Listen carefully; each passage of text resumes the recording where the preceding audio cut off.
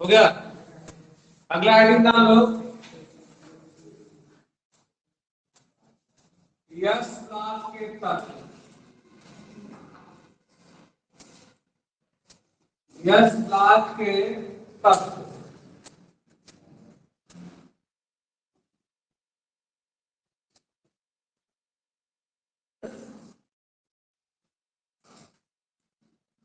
आज कौन सा दिन है? बुधवार है। या देखा है बुधवार से बुधवार डेट डाल रहा है।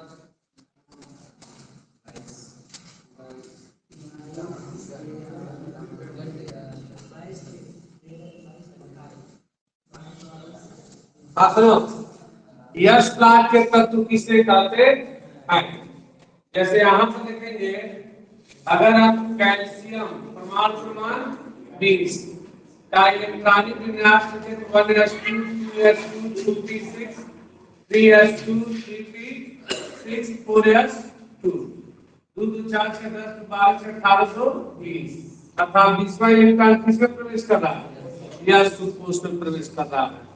इसी तरह अगर हम लिथियम प्रमाण 3 का इलेक्ट्रॉनिक विन्यास देखें तो 1s2 2s1 अर्थात इसका इलेक्ट्रॉन किसमें प्रवेश कर रहा है? यश में। तो वह तत्व जिसका सबसे अंतिम इलेक्ट्रॉन जो होते हैं वह यश कोश में क्या करते हैं?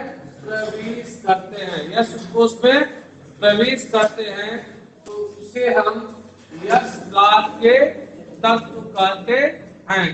तो उन सभी तत्वों को हम क्या कहते हैं? यश प्लाट के तत्व कहते हैं। इन तत्वों को हम दीर्घाकार आवर्त सारणी के बाईं तरफ हम फर्स्ट ए और सेकंड ए वर्ग में रखते हैं। तो फर्स्ट ए तथा सेकंड ए वर्ग में रखा जाता है। कन्फर्म? वह तत्व जिसका अंतिम विभेदी इलेक्ट्रॉन यश कोश में प्रवेश करते हैं तो उसे हम यश प्लाट के तत्व कहते हैं। इन तत्वों को दीर्घाकार आवर्त सारणी के किधर? बाएं तरफ किस वर्ग में? फर्स्ट ए और सेकंड ए वर्ग में रखा जाता है। वह तत्व जिसका अंतिम विभेदी इलेक्ट्रॉन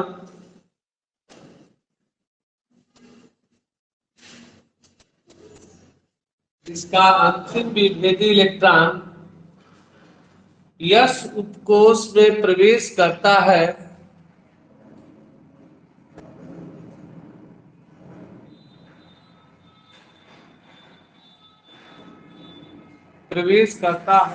उसे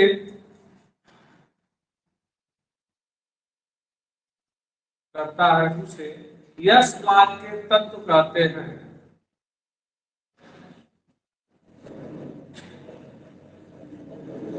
यश प्लाट के तत्व कहते हैं। पैराग्राफ चेंज कर लो। इस प्लाट के तत्व को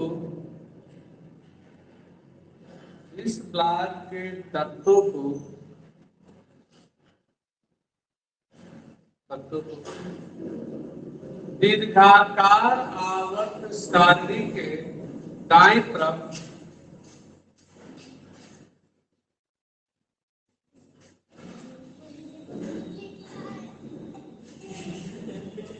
दीर्घाकार आवर्त सारणी के बाईं तरफ दाईं तरफ बाईं तरफ बायां तरफ बाईं तरफ फर्स्ट ए तथा सेकंड ए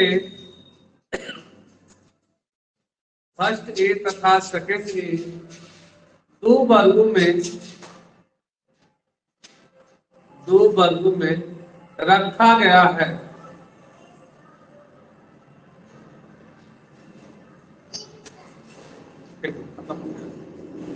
दो वर्गों में रखा गया है। कन्फर्म?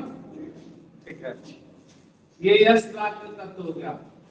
अब लिखेंगे, देखो यश प्लाट में पहला ग्रुप हम पढ़ेंगे इस ग्रुप का स्थिति और यौगिक। अब इस ग्रुप का स्थिति और यौगिक हम लोग पढ़ेंगे। तो हेडिंग डालेंगे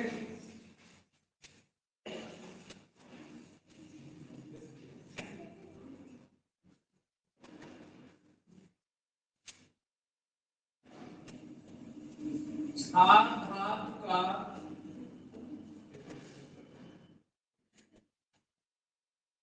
आवर्त सारणी में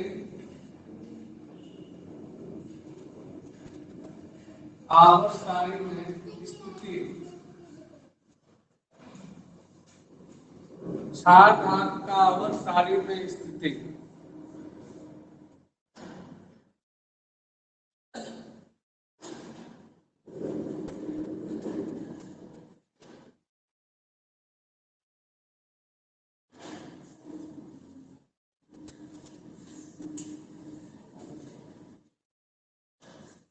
ये हो गया वर्ग और यह हो गया आवर्त। वर्ग में फर्स्ट ए वर्ग, ठीक है। जैसे देखो आपके 4 स्थिति है तत्व का और चारों में से कोई एक बोर्ड एग्जाम में आना ही आना है, ठीक है। तो इसका चार्ट बनाएंगे। देखो लीला का रब से फरियाद।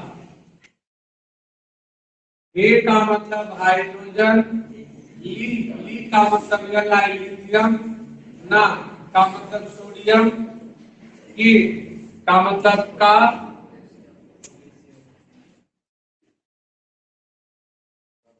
रब, आर बी से रब, सी यस से यफ आर से फरियाद। इसको किनारे लिख लेंगे, हे लीना का रब से फरियाद।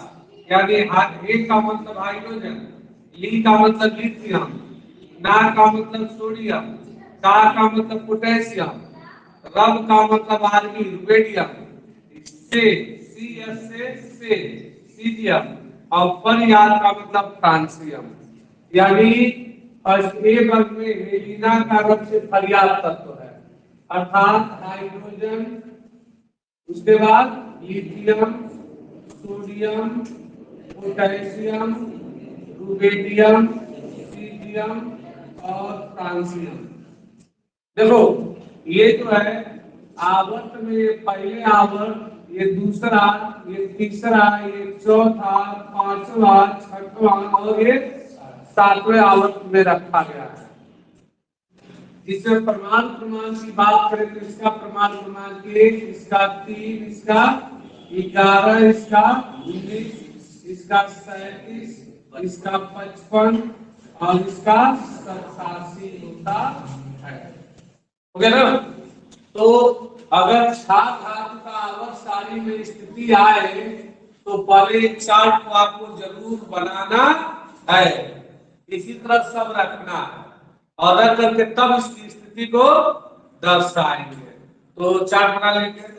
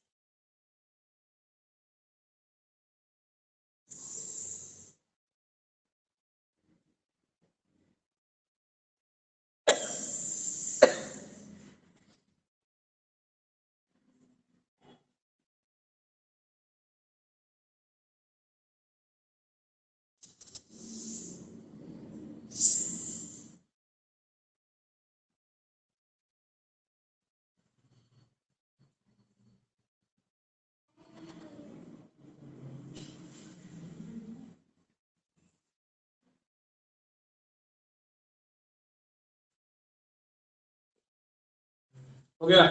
देखो यहाँ पर हाइड्रोजन,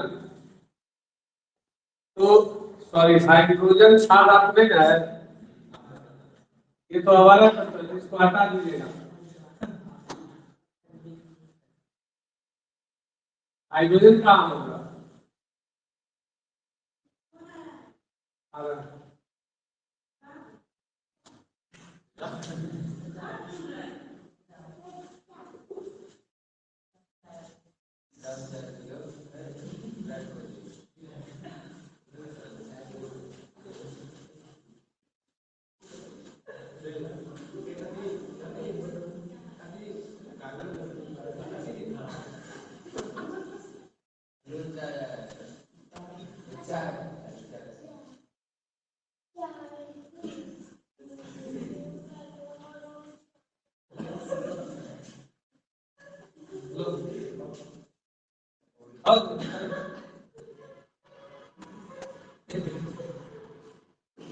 हेलो, हाँ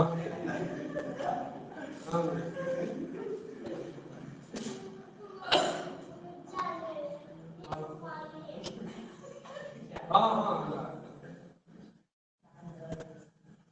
अरे अभी तो ऑनलाइन पढ़ा रहा है, तो क्या बोले आप बताइए। ठीक है, हाँ लिखेंगे।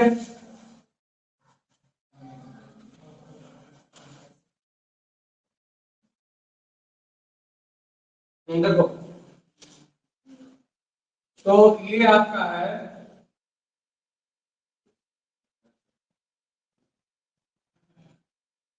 ठीक है, यहाँ को इस तरह बना लेंगे तो लिथियम या लाइम, परमाणु क्रमांक 3 का इलेक्ट्रॉनिक विन्यास लिखेंगे तो 1s2 2s1। उसके बाद सोडियम 11 का इलेक्ट्रॉनिक विन्यास लिखेंगे तो 1s2 2s2 2p6 3s1। देखो पोटेशियम 19 का इलेक्ट्रॉनिक विन्यास लिखेंगे तो 1s2 2s2 2p6 3s2 3p6 4s1। तो देखो क्या करेंगे, ध्यान समझो ना, lithium, sodium, potassium, rubidium, caesium तथा फ्रांसियम के सबसे बाहर, इसमें सबसे बड़ा 2 है, इसमें सबसे बड़ा 3 है, इसमें सबसे बड़ा 4 है। एक लिख लोगे ना तो 4 उनका इसी तरह लिखेंगे, ठीक है।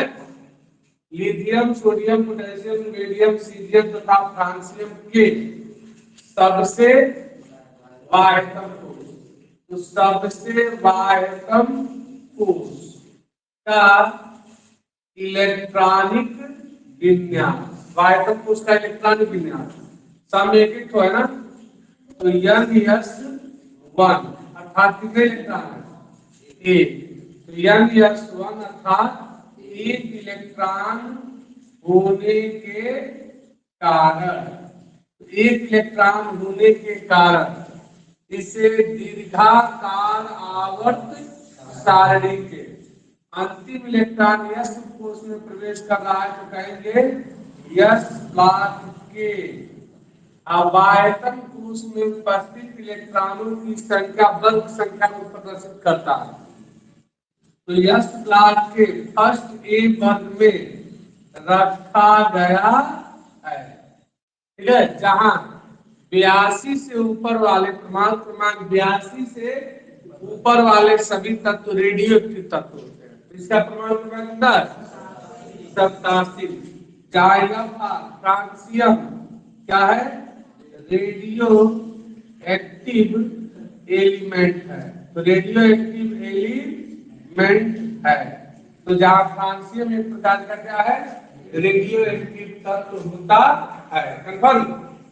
तो देखो एकदम इसी तरह लिखेंगे, हर का एक याद कर लेना, हर का सबका यही रहेगा। देखो lithium, sodium, potassium, rubidium, caesium तथा फ्रांसियम के सबसे बाह्यतम कोष का इलेक्ट्रॉनिक विन्यास n+1 अर्थात सब में एक एक इलेक्ट्रॉन है, अर्थात एक इलेक्ट्रॉन होने के कारण अंतिम इलेक्ट्रॉन यस में प्रवेश कर रहा है, तो यस ब्लॉक के अब आयतन कोश में एक एक इलेक्ट्रॉन है, तो फर्स्ट ए वर्ग में रखा गया है, जहां फ्रांसियम क्या है, रेडियोएक्टिव तत्व है। क्या कारण है कि इस वर्ग के तत्व को हम क्षार धातु कहते हैं, कुछ कारण होगा ना। तो इन सभी तत्वों के हाइड्रोक्साइड, जैसे लिथियम का हाइड्रोक्साइड LiOH, सोडियम का हाइड्रोक्साइड NaOH, पोटेशियम का हाइड्रोक्साइड KOH, EtC। तो इन सभी तत्वों के हाइड्रा ऑक्साइड जो होते हैं वह प्रबल क्षारीय होने के कारण, तो हाइड्रोक्साइड प्रबल क्षारीय होने के कारण हम इन सभी तत्वों को क्या कहते हैं, होने के कारण इसे हम क्षार धातु कहते हैं। कंफर्म।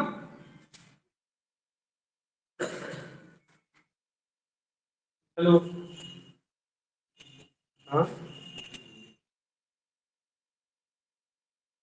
कल से क्या नाम है? अच्छा ठीक, लिखेंगे लिथियम,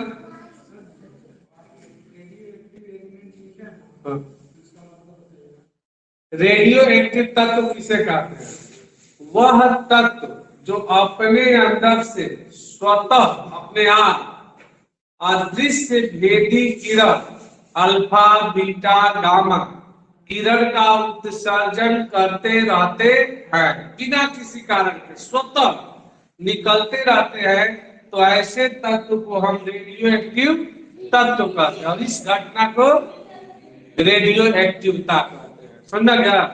यानी ऐसा कोई तत्व जो अपने अंदर से स्वतः, ये नहीं कि कोई का कर्म करना ठंडा किसी से नहीं, स्वतः अल्फा बीटा गामा किरणों का उत्सर्जन करता रहे, तो ऐसे तत्व को, और 82 से ऊपर प्रमाण पूर्वक 82 से ऊपर 83 84 85 ये सब क्या है, रेडियोएक्टिव तत्व होते हैं। समझा गया? तो लिखेंगे लिथियम, सोडियम,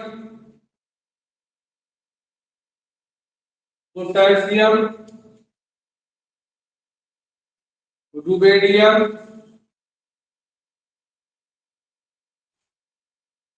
सीजियम तथा फ्रांसियम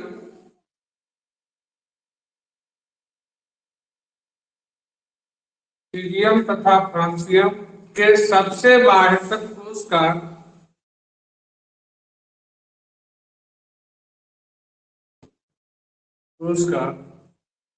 इलेक्ट्रॉनिक विन्यास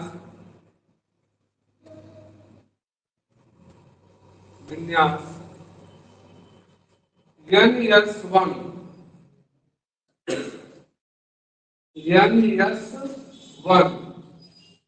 अर्थात एक इलेक्ट्रॉन होने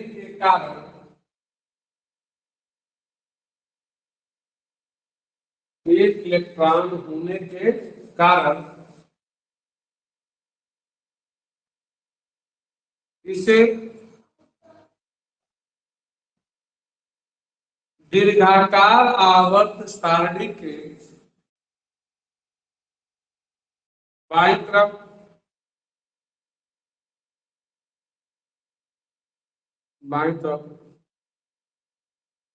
यस ब्लॉक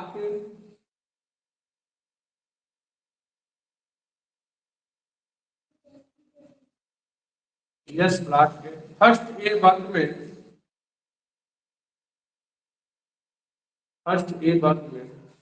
रखा गया है।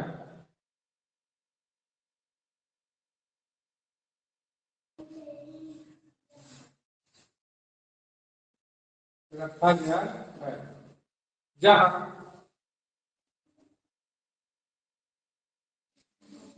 जहां फ्रांसियम जहां फ्रांसियम या रेडिएटिव तत्व है,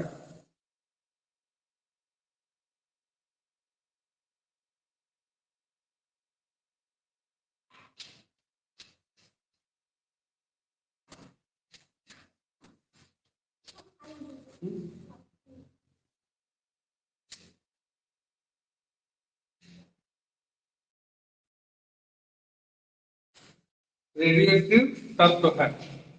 पैराग्राफ के लिखा लो, इन सभी तत्वों के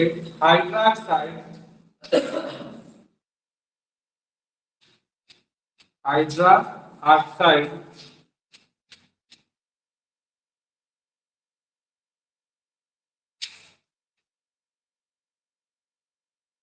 पुस्तक में LiOH, NaOH, etc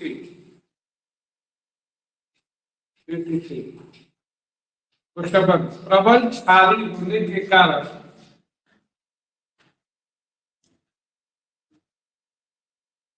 प्रबल क्षारीय होने के कारण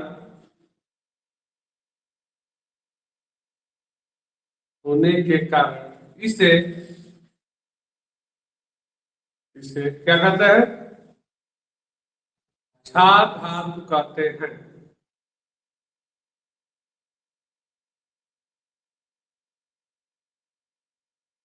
क्षार धातु कहते हैं। हो गया ना? अब लिखेंगे, जैसे आता है क्षार धातु सारी स्थिति की विवेचना कीजिए। तो मान लो स्थिति की विवेचना हो गया, अब इसका सामान्य गुण पढ़ेंगे। सामान्य गुण,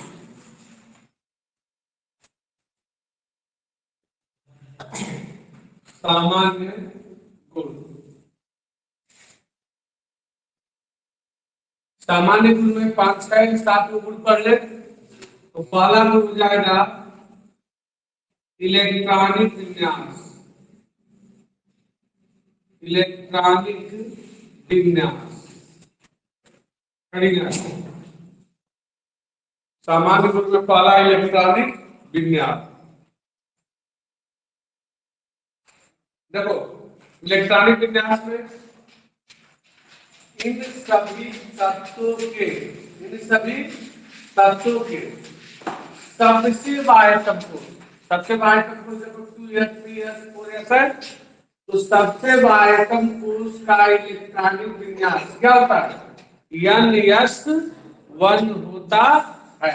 लिखेंगे, इन तत्वों के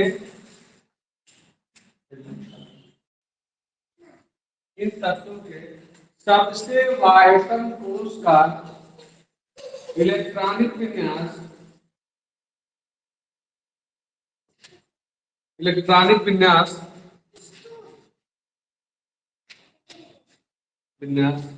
NS1 होता है। NS1 होता है।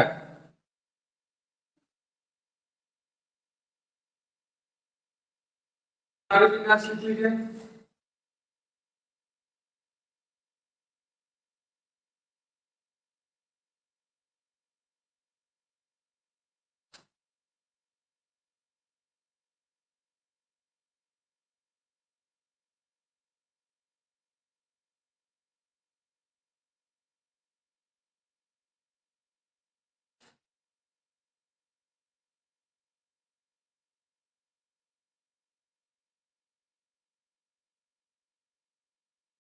इलेक्ट्रॉनिक विन्यास लिख लिए।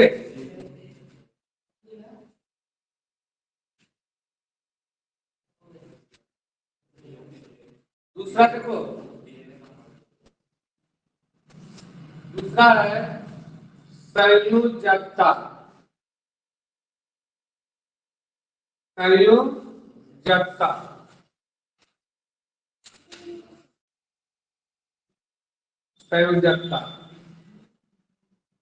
अब देखेंगे संयोजकता के बारे में। इनके सबसे बाह्यतम कोष में कितने इलेक्ट्रॉन है? एक इलेक्ट्रॉन। तो आपको हम जब संयोजकता दूसरा चैप्टर बताया गया था क्या नाम है, एटॉमिक स्ट्रक्चर में जो संयोजकता निकालना बताया था। तो जिनके आयतन को उसमें 1 2 3 या 4 इलेक्ट्रॉन होते हैं वही उस तत्व की संयोजकता कहलाती है। तो इनके आयतन को उसमें कितने इलेक्ट्रॉन है? एक एक इलेक्ट्रॉन है। तो इन तत्वों की सामान्य संयोजकता कितनी होती है? एक। यानी लिथियम का, सोडियम का, पोटेशियम का, रूबिडियम का, सीजियम का सबकी संयोजकता एक होती है। लिखेंगे इन तत्वों की सामान्य संयोजकता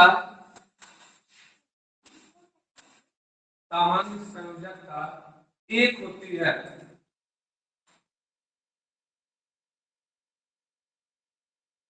होती है।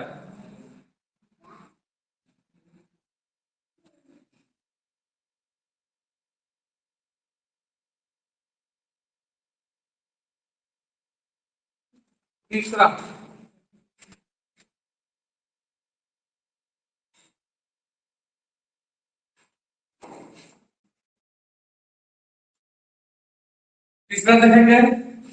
तीसरा लक्षण है धन विद्युतीय लक्षण। धन विद्युतीय लक्षण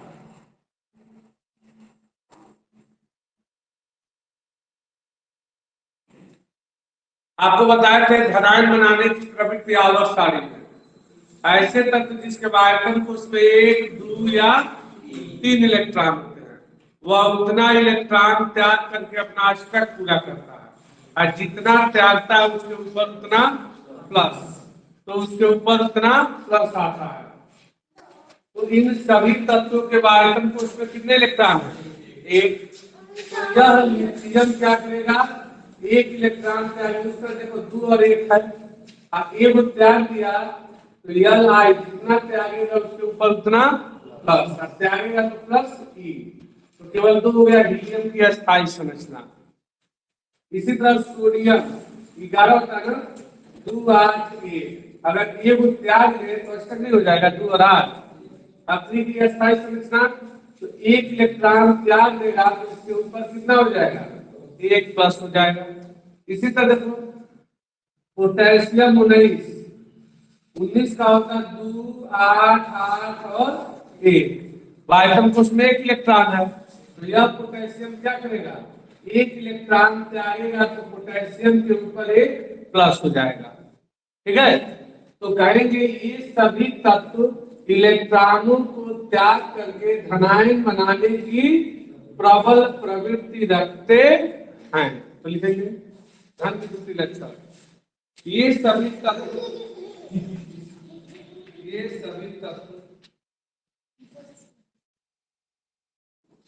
इलेक्ट्रॉनों को त्याग करके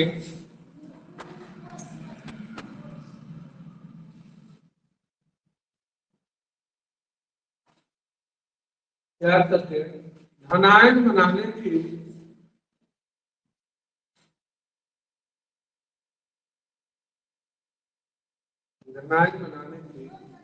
प्रबल प्रवृत्ति रखते हैं।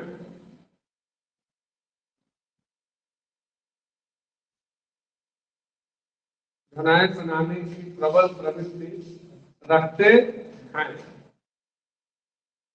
धनायन बना लीजिए।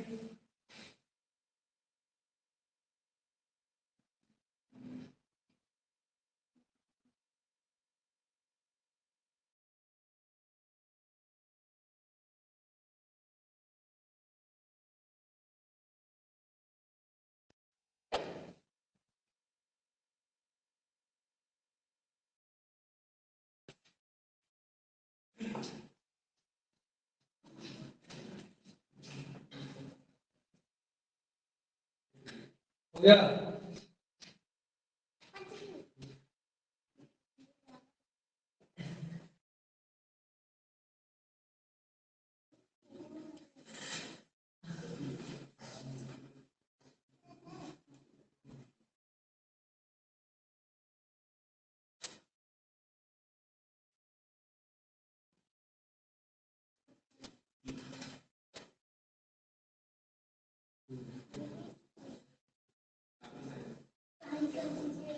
चौथा लिखो परमाणु त्रिज्या। परमाणु त्रिज्या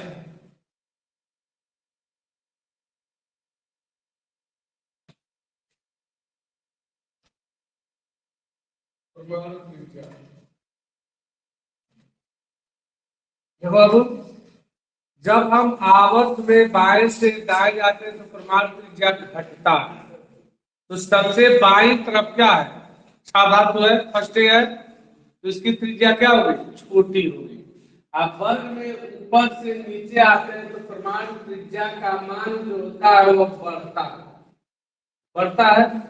तो इस तत्व की परमाणु त्रिज्या अपेक्षाकृत क्या होती है, सबसे छोटी होती है। नहीं, वर्ग में बढ़ता, आवर्त में घटता, बड़ी होती है। क्या होती है, देखो आवर्त में बाएं से दाएं जाते हैं, वर्ग में ऊपर से नीचे आते तो बढ़ता है, और आवर्त में बाएं से दाएं जाते हैं तो घटता है। तो इधर बाईं तरफ का छह धातु है, तो छह धातु त्रिज्या क्या होगी, बड़ी होगी। क्यों बड़ी होगी, कारण दे दो।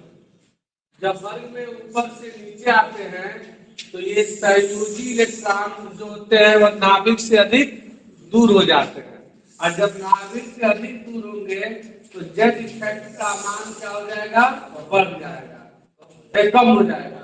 तो जब जेड इफेक्ट का मान कम होगा तो वह इलेक्ट्रॉन नाभिक की तरफ बहुत ही कम बल से आकर्षित होगा। जब कम बल से आकर्षित होगा तो उसकी त्रिज्या क्या हो जाएगी, बढ़ जाएगी। तो लिखेंगे आवर्त में बाएं से दाएं जाने पर, आवर्त में बाएं से दाएं जाने पर परमाणु त्रिज्या का मान घटता है।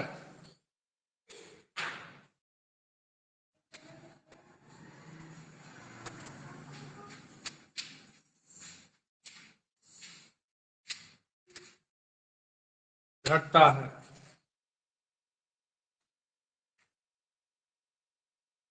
क्योंकि नीचे की तरफ आने पर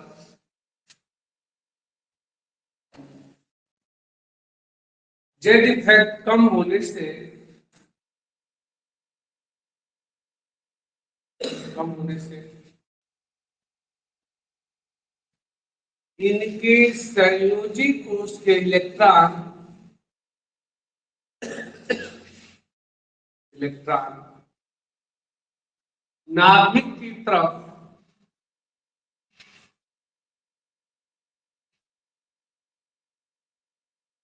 कम बल से आकर्षित होते हैं।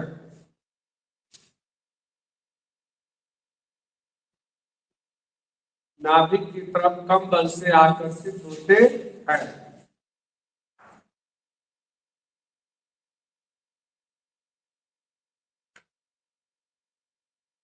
अतः इसकी परमाणु त्रिज्या बड़ी होती है। परमाणु त्रिज्या बड़ी होती है।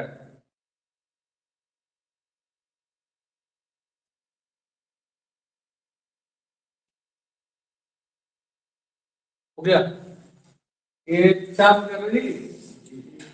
पांचवा धात्विक लक्षण। धात्विक लक्षण, धात्विक लक्षण। हाँ सुनो, धात्विक लक्षण अर्थात जो तत्व इलेक्ट्रॉनों को त्याग करके धनायन बनाते हैं तो वह धन विद्युतीय लक्षण को व्यक्त करते हैं, और जिसमें धन विद्युतीय लक्षण जितना ही अधिक होता है उसमें धात्विकता का गुण क्या होता है, उतना ही अधिक होता है। ठीक है, तो क्या कहेंगे इसमें, ये सभी तत्व जो होते हैं lithium, sodium, potassium, rubidium, caesium, francium, यानी धन विद्युतीय लक्षणों को क्या करते हैं, प्रदर्शित करते हैं। अतः यह किस गुणों को, धात्विकता के लक्षणों को प्रदर्शित करते हैं। लिखेंगे क्षार धातु के सभी तत्व, सभी तत्व इलेक्ट्रॉनों को त्यागने की प्रबल प्रवृत्ति रखते हैं।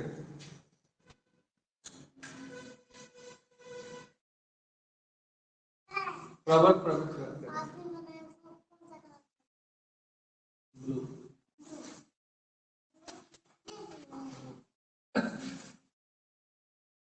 अतः ये धात्विकता को प्रदर्शित करते हैं।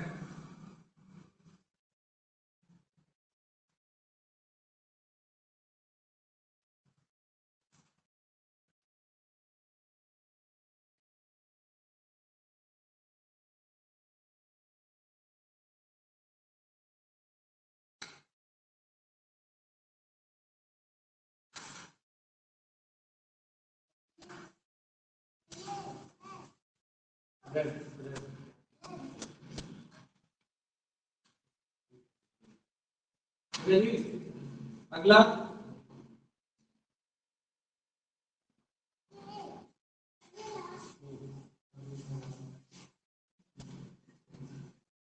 अभी को ऑक्सीकरण अवस्था, पांचवा छठवा ऑक्सीकरण अवस्था।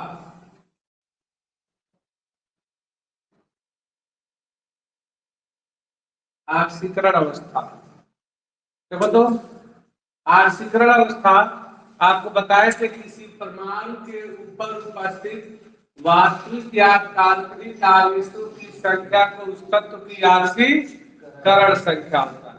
तो छात्र धातु एक इलेक्ट्रॉन त्यागते हैं, अतः इस तत्व की ऑक्सीकरण संख्या कितनी होती है? +1 होती है। तो लिखेंगे इस वर्ग के तत्वों की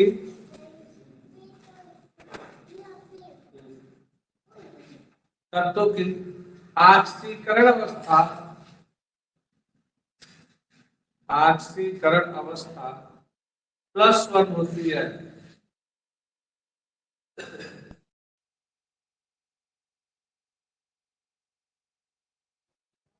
+1 होती है, ऑक्सीकरण संख्या +1 होती है। सुनो, आता है छात्र धातु के आवर्त सारणी में स्थिति की विवेचना कीजिए। तो स्थिति लिखने के बाद कम से कम 4 सामान्य गुण आपको लिख देना, क्योंकि 4 नंबर का आता है, 4 लिख देंगे तो आपको फुल नंबर मिलता है। सेम इसी तरह क्लास 12 में भी है, वो अब उसमें पी ब्लॉक पढ़ना है। क्लास 12 में पी ब्लॉक और डी ब्लॉक।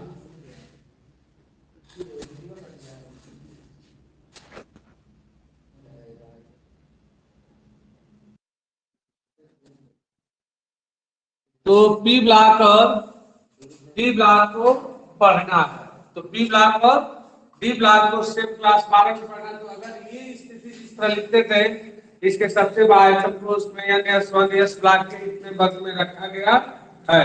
तो इसी तरह क्लास 11 में पढ़ना है, क्लास 12 में भी पढ़ना है। तो 6 धातु का आवर्त सारणी में स्थिति समाप्त हो गया। अगर पूछा जाए फर्स्ट वर्ग के तत्व को 6 धातु क्यों कहते हैं, तो इन सभी तत्वों के हाइड्रा ऑक्साइड अर्थात LiOH, NaOH, KOH इत्यादि प्रबल क्षारीय होने के कारण इसे हम क्षार धातु कहते हैं। कंफर्म? अगला क्वेश्चन लिख लो। क्वेश्चन, क्षार धातु प्रकृति में मुक्त अवस्था में नहीं पाए जाते हैं, क्यों?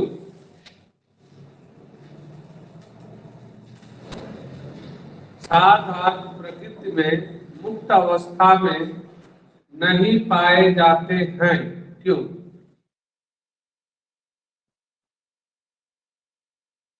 हाँ, इधर देखो, क्षार जो धातु होते हैं फर्स्ट वर्ग के तत्वों को क्षार धातु कहते हैं। तो क्षार धातु जो होते हैं वह अत्यंत ही क्रियाशील होते हैं, और अत्यंत क्रियाशील होने के कारण ये क्षार धातु तुरंत जल से, वायु से, नमी से तुरंत ही क्रिया कर लेते हैं। इस कारण क्षार धातु प्रकृति में यानी मुक्त अवस्था में नहीं पाया जाता है, यह संयुक्त अवस्था में किसी यौगिक के रूप में पाया जाता है, जैसे NaOH, sodium carbonate, sodium bicarbonate, NaCl, potassium bicarbonate, potassium carbonate के रूप में पाए जाते हैं, लेकिन स्वतंत्र अवस्था में नहीं पाया जाता है।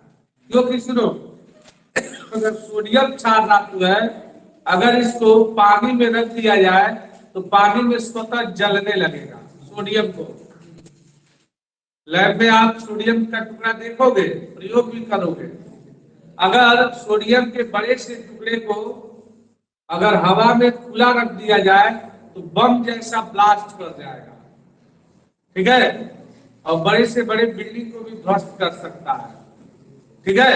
तो इस कारण इस क्षार धातु को अगर इस सोडियम लिथियम को रखना होता है कहीं तो उसको सदैव मिट्टी के तेल में रखा जाता है। तो लैब में सोडियम किसमें रखा गया होता है? मिट्टी के तेल में रखा गया होता है, ठीक है। क्षार धातु अत्यंत ही क्रियाशील होते हैं,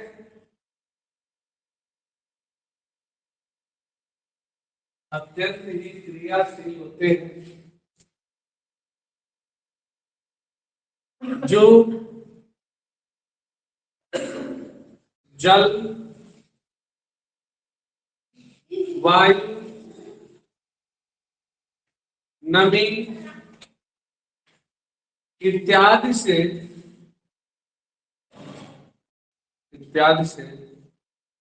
तुरंत ही क्रिया कर लेते हैं।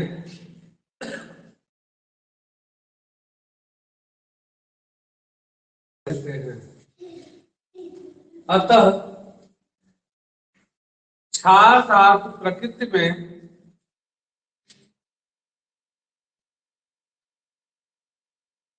मुक्त अवस्था में नहीं पाए जाते हैं,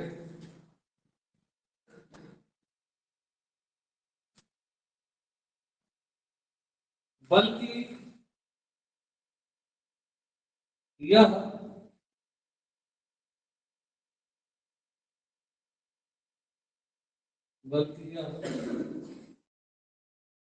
संयुक्त अवस्था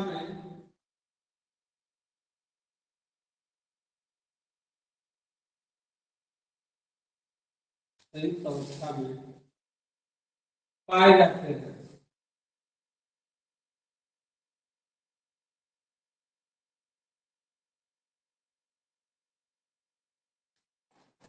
हाँ देखो, आवर्त में जितने भी तत्व होते हैं उन सभी तत्वों में क्षार धातु प्रबल धन विद्युतीय गुणों को प्रदर्शित करता है। क्यों? यानी क्षार धातु में प्रबल धन विद्युतीय होते हैं, क्यों? यह भी क्वेश्चन आ जाता है, लिखेंगे क्वेश्चन। क्षार धातु में प्रबल धन विद्युतीय क्यों होते हैं?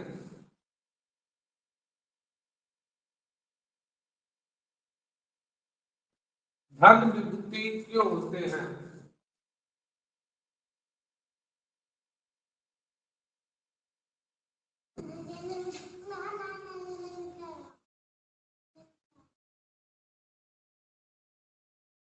देखो, जो क्षार धातु होते हैं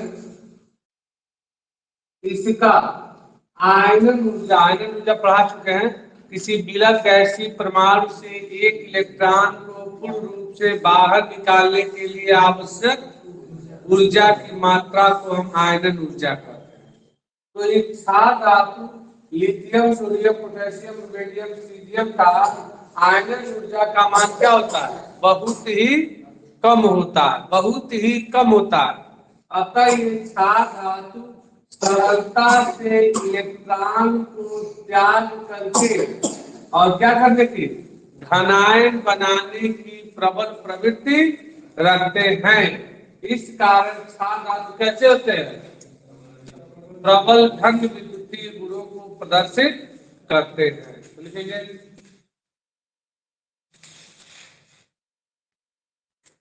छात्र धातु का आयनन ऊर्जा कम होने के कारण छात्र धातु का आयनन ऊर्जा कम होने के कारण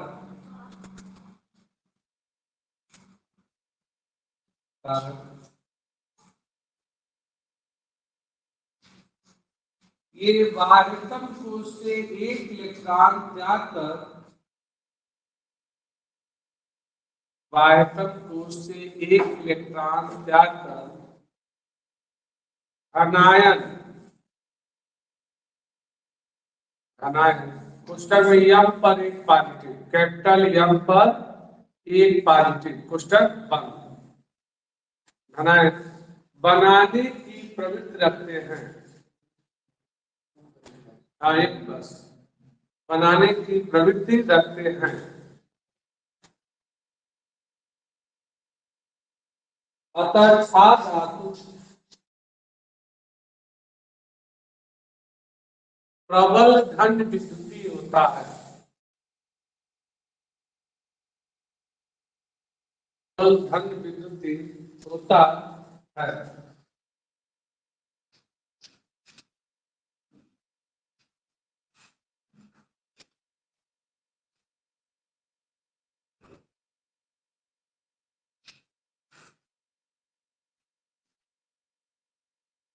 मतलब एडिट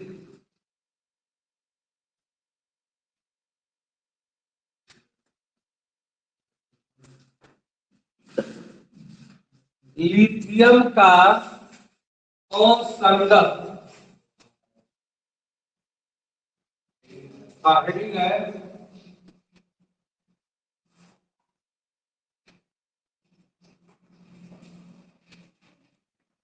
लिथियम Li का असंगत या अपसामान्य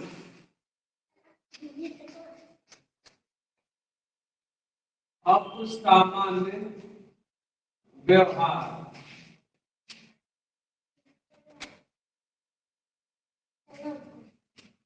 असंगत या अपसामान्य व्यवहार।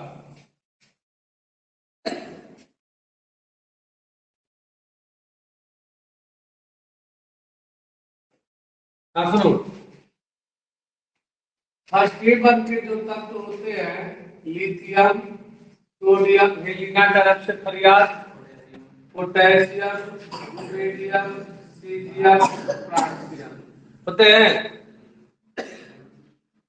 तो इस यानी कह सकते हैं लिथियम अपने वर्ग में उपस्थित अन्य तत्व sodium, potassium, rubidium, caesium, francium से इत्यादि से गुणों में क्या करता है भिन्नता। तो गुणों में भिन्नता को क्या करता है प्रदर्शित करता है। तो गुणों में भिन्नता को प्रदर्शित करता है। इस कारण लिथियम के इस व्यवहार को असंगत या अपसामान्य व्यवहार कहते हैं। क्या कहेंगे एक ही वर्ग में उपस्थित सभी तत्व एक समान गुणों को प्रदर्शित करते हैं। अभी जस्ट बताया है और मेंडलीव ने भी बताया था। लेकिन इसी फर्स्ट ए वर्ग में लिथियम जो होता है अपने वर्ग में उपस्थित अन्य तत्व से क्या करता है गुणों में भिन्नता प्रदर्शित करता है। तो इस व्यवहार को हम लिथियम का असंगत या अपसामान्य व्यवहार कहते हैं। आखिर कौन कौन सी भिन्नता है तो आप लिथियम के असंगत गुणधर्म 3-4 को आप लिख देंगे। लिखेंगे लिथियम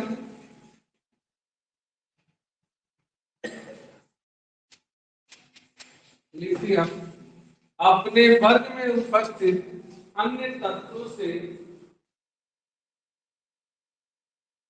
अपने वर्ग में उपस्थित अन्य तत्वों से गुणों में भिन्नता अन्य तत्वों से गुणों में भिन्नता प्रदर्शित करता है।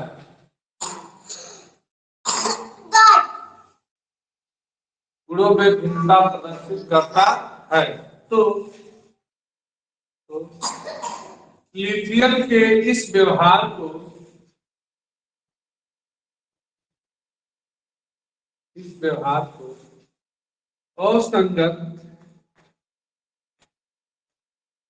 असंगत या अपसामान्य व्यवहार कहते हैं। असंगत या अपसामान्य व्यवहार कहते हैं। पैराग्राफ 6। लिथियम के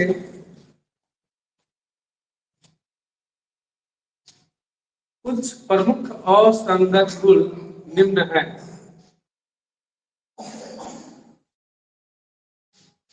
कुछ प्रमुख असंगत गुण निम्न हैं।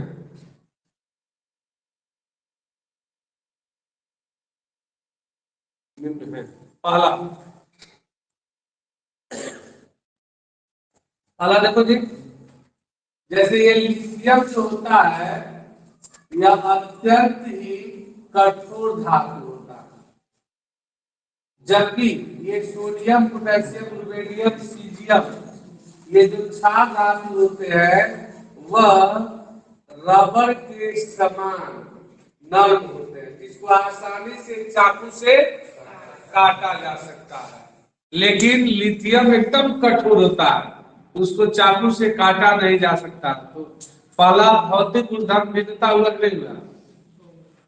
होना चाहिए सभी की या तो कठोर होना चाहिए या सभी रबर के समान नर्म होना चाहिए, लेकिन ऐसा नहीं है। लिथियम अत्यंत कठोर होता है, जबकि बर्फ के अन्य तत्व क्या होते हैं?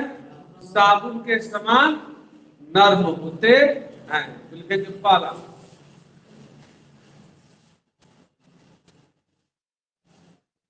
लिथियम नहीं, पहला लिथियम अत्यंत कठोर होता है,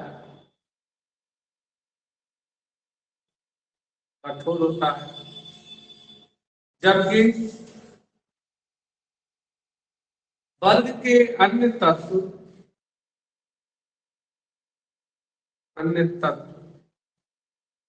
साबुन के समान नर्म होते हैं।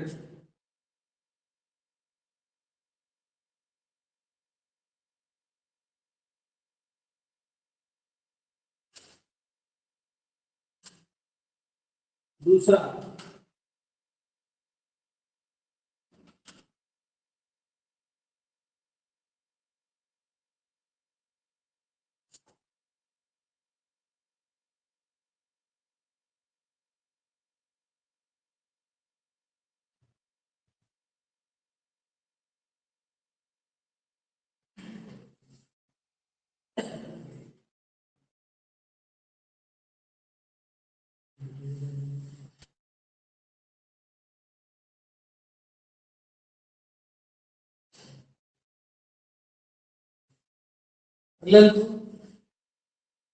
देखो, लिथियम जो है Li वायु से क्रिया करके Li2O लिथियम के मोनो ऑक्साइड देते हैं। लिथियम के क्या देते हैं? मोनो ऑक्साइड का निर्माण करते हैं, जबकि बर्फ के अन्य जो तत्व होते हैं, बर्फ के अन्य तत्व जो होते हैं ये मोनो ऑक्साइड, बर्फ के अन्य तत्व सुपर ऑक्साइड देते हैं। ठीक है, सब ऑक्साइड देते हैं, सब ऑक्साइड। ये ऑक्साइडों का वर्गीकरण क्लास आपके 12 में है, तो क्लास 12 में है तो आपका कर सकते हैं कि सब ऑक्साइड, सुपर ऑक्साइड और साथ में पराक्साइड का निर्माण करते हैं, यानी अन्य तत्व 3 प्रकार के ऑक्साइड बनाते हैं, जबकि लिथियम केवल एक प्रकार का ऑक्साइड बनाता है, अर्थात मोनो ऑक्साइड का निर्माण करता है। तो यह भी भिन्नता हुआ ना। अन्य क्षार धातु 3 प्रकार के ऑक्साइड, जबकि लिथियम केवल 1 प्रकार का ऑक्साइड। दूसरा, लिथियम वायु से क्रिया करके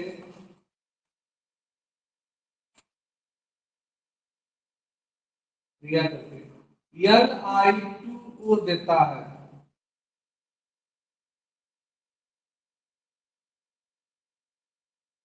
जबकि अन्य क्षार धातु है,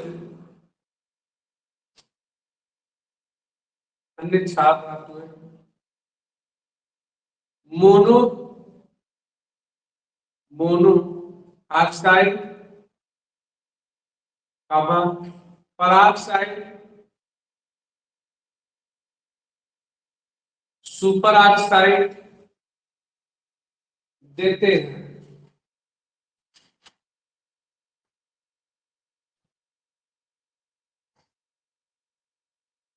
तीन हो गया, चौथा दो हो गया, चौथा तीसरा।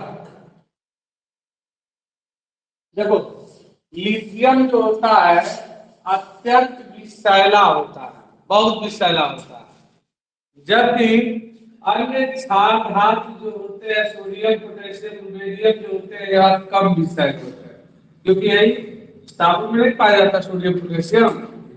तो क्या कोई बच्चा साबुन खा ही लेता है तो बहुत ज्यादा प्रभाव, यानी विषैला तो है, ढेर खा लेगा तो खत्म हो जाएगा, लेकिन क्या है बहुत ज्यादा विषैला नहीं है। लेकिन लिथियम क्या है अत्यंत विषैला है। लिखेंगे तीसरा, लिथियम अन्य क्षार धातुओं की तुलना में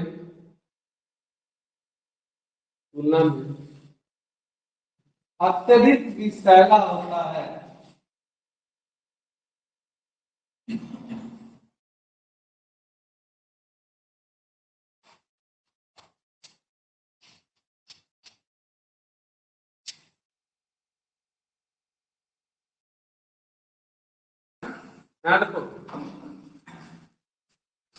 चौथा, लिथियम के कार्बोनेट Li2CO3, इसको अगर गर्म किया जाए तो लिथियम के कार्बोनेट को अगर गर्म किया जाए तो ये तुरंत अपघटित होकर के आता लिथियम ऑक्साइड और कार्बन डाइऑक्साइड देते हैं, जबकि वर्ग के अन्य तत्वों के ऑक्साइड जो होते हैं वह क्या हो जाते हैं, वह अपघटित नहीं होते, वह अस्थायी होते हैं। लिखेंगे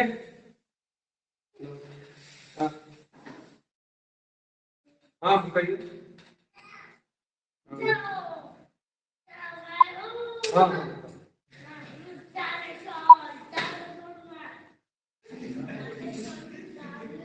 हाँ तो क्या लिखेंगे, लिथियम के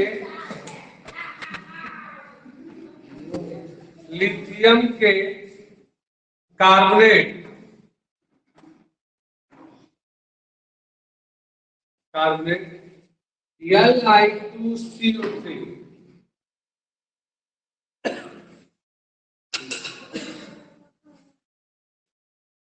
Li2CO3 अस्थायी होते हैं, है नहीं, कार्बोनेट गर्म करने पर अपघटित हो जाते हैं,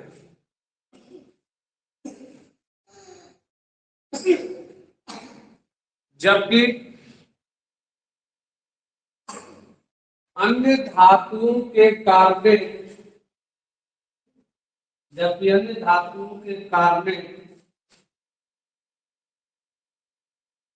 अस्थायी होते हैं।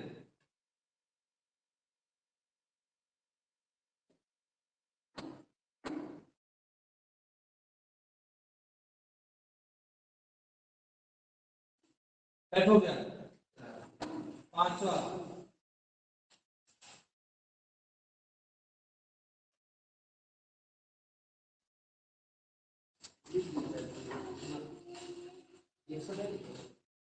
लिथियम अमोनिया से क्रिया करके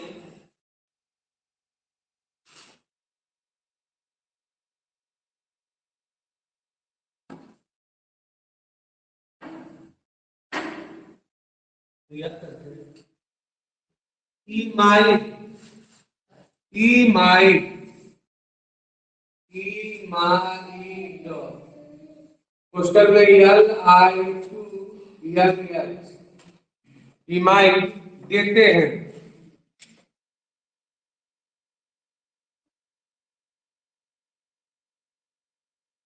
जबकि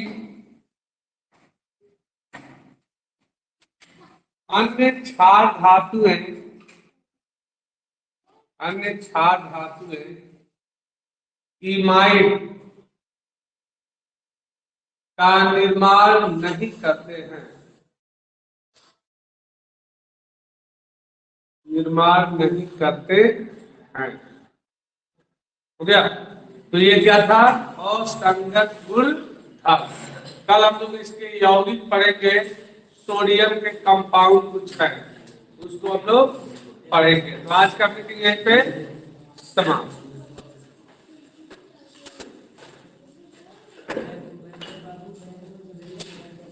कल से तुमको नहीं आना है।